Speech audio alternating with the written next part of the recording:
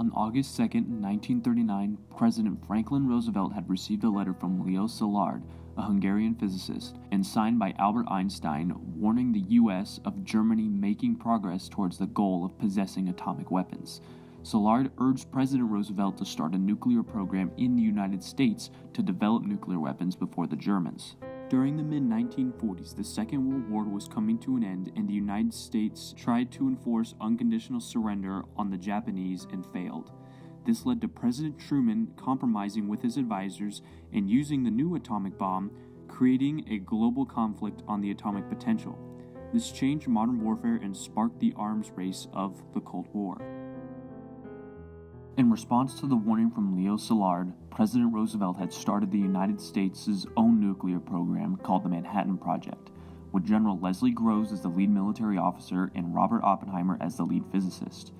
This had become one of the largest projects in the history of the United States at the time and reached a peak of 130,000 employees in the developing of the most expensive weapon of the war.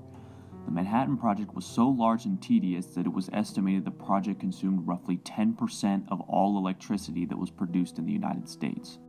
The Manhattan Project had extended over a course of 3 years to develop weapons-grade uranium and to develop the right process on how to detonate the bomb and get the most destruction out of it as possible. The Trinity test was the first nuclear detonation in history, and the United States had picked out a location to run this test, the White Sands Proving Ground in New Mexico. This test had been a huge development in the making of the bomb, and many of the scientists that had conducted this test were not sure of the consequences that it would create. Some scientists believed the bomb just wouldn't explode and the whole project would go bankrupt because the funding from the government would stop coming in with a failed test. Other scientists believed the bomb would ignite the ozone layer and cause total planetary annihilation, killing every living thing on the planet. Needless to say, nobody really knew what was about to happen. But on July 16, 1945, at 5:29 a.m., the bomb displayed massive destruction.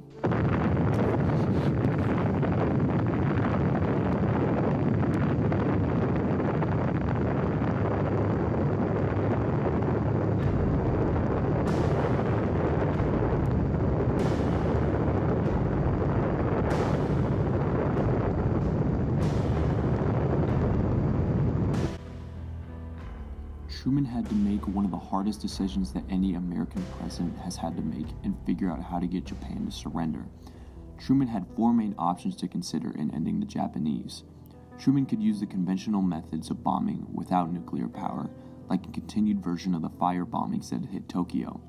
It was on March 9th through 10th, 1945, the United States launched Operation Meeting House, which was the firebombing of Tokyo. It became the single most destructive bombing raid in human history, killing an estimated 100,000 people and displacing over 1 million by destroying their homes. This was an effective option, but extremely expensive, as the United States used 334 B-29s and dropped around 1,665 tons of bombs over the course of one bombing. Another option that Truman had was to replicate Operation Overlord, more commonly known as D-Day, when the Allies launched a massive invasion off the coast of France to penetrate the German defenses and get control of the coast of Normandy. But previous fighting experiences in Japan halted that idea. The Japanese had been very skilled in battle, and on Okinawa, which was when U.S. Marines invaded the island similar to D-Day on a smaller scale, the U.S. casualty rate was 35%. It wouldn't have been economically justified either, as it would have needed massive amounts of resources. Third option was to use the nuclear bomb on an unpopulated area and demonstrate the amount of destruction that the United States had without killing any civilians and forcing Japan to surrender. Truman eventually decided against this because he didn't want to risk it being a dud and having the United States embarrassed in front of their biggest enemy at the time. The last option was to use the atomic bomb on a populated area and cripple Japanese factories, destroy its urban areas, and demonstrate the destructive power that the United States was capable of. Truman had received word of the success of the Trinity test while he was away in Germany after the surrender of the Nazis. He was in Germany to attend the Potsdam Conference, which was a conference between the 3 major allies in the Second World War, with Churchill, Truman, and Stalin as the representatives. Shortly after Truman heard the reports of the Trinity test, he wrote in his journal about the bomb. "We have discovered the most terrible bomb in the history of the world. It may be the fire destruction prophesied after Noah and his fabulous ark. I have told the Secretary of War, Mr. Stimson, to use it so that military objectives and soldiers and sailors are the target and not women and children. Secretary of War Henry Stimson was hesitant on the use of the bomb. He didn't want to inflict any more civilian casualties than was absolutely necessary, but President Truman also received consultation on the use of the atomic bomb from Secretary James Barnes, as he pressed the gravity of the situation and the usefulness that the bomb would likely present to ending the war in the Pacific theater. Truman eventually compromised and decided to use the atomic bombs on Japan, but give them a warning that the attack was coming. Stimson reluctantly accepted this offer, but respected the compromise. Known as LeMay leaflets, the warning dropped on multiple cities in Japan read, "Read this carefully as it may save your life or the life of a relative or friend. In the next few days, some or all of the cities named on the reverse side will be destroyed by American bombs." It is largely believed that many Japanese civilians didn't take this warning seriously. Others believe not enough leaflets were dropped, and the word didn't spread about the impending destruction. On July 25, 1945, Truman officially handed control of the atomic bombs to the military and ordered the generals to use them. The selected targets of Hiroshima and Nagasaki had bombs dropped on them before 16 days had passed.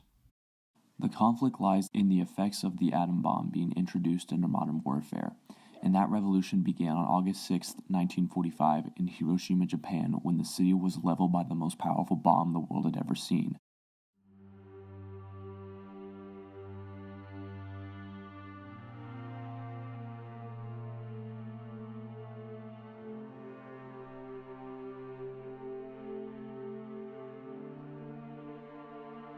Dropped by the Enola Gay, the atomic bomb was known as Little Boy and released the power of 15 kilotons of TNT upon the men, women, and children of Hiroshima.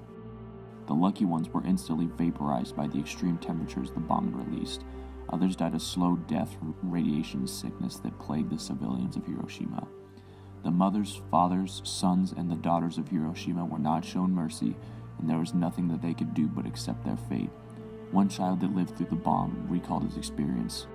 Ada, my friend, was moving, but I could see that his back was broken, and I had to pull him up into the clear. Ada was looking at me with his left eye. His right eyeball was hanging from his face.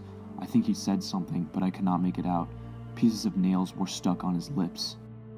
The bomb was a complete success, but introduced a power that no nation or man had ever seen before, and this became the most sought-after weapon of the Cold War.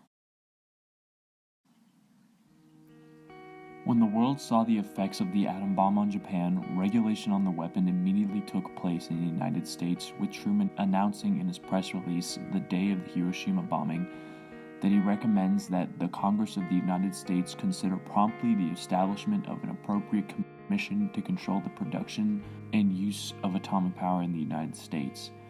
In 1946, the United States created the AEC, or the Atomic Energy Commission, to regulate the production and power of nuclear energy.